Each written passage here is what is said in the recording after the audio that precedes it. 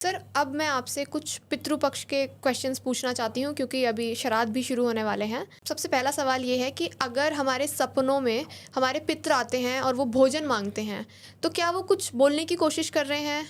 इसका अर्थ ये है कि आपने पितरों की ना तो अमावस पूजी और ना आपने उनका पितृपक्ष जैसे आ रहे हैं उसकी सेवा करी, ना उनका तर्पण किया।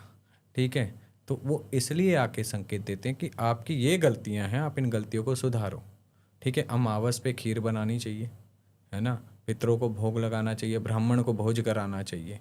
ठीक है, वो हम नहीं कराते हैं तो पितृ दोष लगता है। आज 90% लोग अगर कुंडली दिखाएंगे अपनी, तो ब्राह्मण सबसे पहले ज्योतिषाचार्य आपको यही बोलेगा पितृदोष है, पितृदोष है, पितृदोष है। और वो पितृदोष के चक्कर में वो सुन सुन के भी जो बेचारा कुंडली दिखाने जाता है वो भी पक जाता है। क्यों? क्योंकि उसको सही उपाय नहीं मिलता है, सही तरीका नहीं मिलता है। सर, क्या श्राद्धों में ब्राह्मण को खाना खिलाना सच में सीधा पितरों को लगता है? बिल्कुल लगता है, इसलिए बताया गया है। देखिए, अगर हम साधना भी करते हैं, कन्या भोज ब्राह्मण भोज हमारे में भी बताया गया है साधनाओं में कि कराना चाहिए।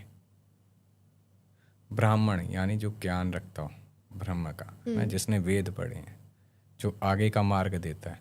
आज हमारे को आगे का मार्ग चाहिए तो वेद पढ़ें, वही देगा ना। जिसने वेदों का अध्ययन किया वही हमारे पितरों को मुक्ति दिला सकता है ना, और कौन दिलाएगा, है ना। इसलिए वो पूजनीय होते हैं, ये करना ही चाहिए। करना ही चाहिए।